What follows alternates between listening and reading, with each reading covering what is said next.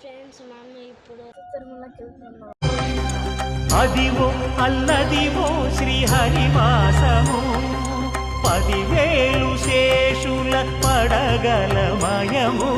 Adivo Alladivo శ్రీహరివాసము 10,000 శేషుల పడగలమయము. Adivo Alladivo శ్రీహరివాసము.